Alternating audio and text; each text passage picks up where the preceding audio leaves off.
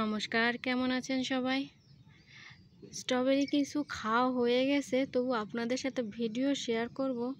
সেই ভিডিও যে শ্যুট করব সেই সময়টুকু পাচ্ছিলাম না, তো ভাবলাম আজ ছাদে আছি, ছোট ছোট কিছু স্ট্রবেরি আবারও হয়েছে, সেগুলোই আপনাদের সাথে শেয়ার করব। চলুন দেখে নেওয়া যাক, খুবই স্বল্প সময়ে করব ভিডিওটি।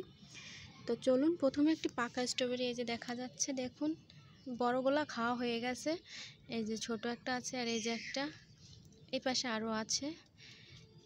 এই গাছটা আর ফল দিবে না মনে হয়, আর ফুল আসছে না।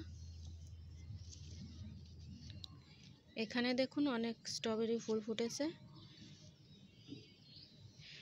আর গাছ ভরা ভরা ফুল, এখানে ফল এসেছে।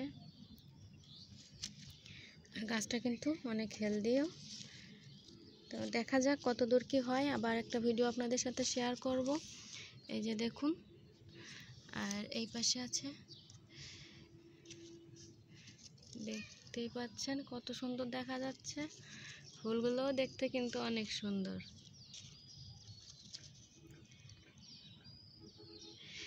আর সব থেকে বড় যে গাছটা, চলুন সেটা একটু আপনাদের দেখিয়ে দিই। পাখির হাত থেকে রক্ষা পাওয়ার জন্য কত কিছুই না করা লাগে আমাদের। তো দেখুন এই পাশে স্ট্রবেরি হয়েছে, এই যে এগুলো কিন্তু ভালোই বড় হচ্ছে, এখনও কিন্তু পাকার সময় হয়নি।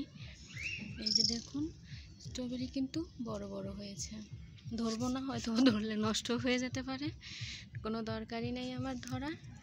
আর এখান দিয়ে দেখুন স্ট্রবেরি কত সুন্দর হয়ে হয়ে রয়েছে। এই যে,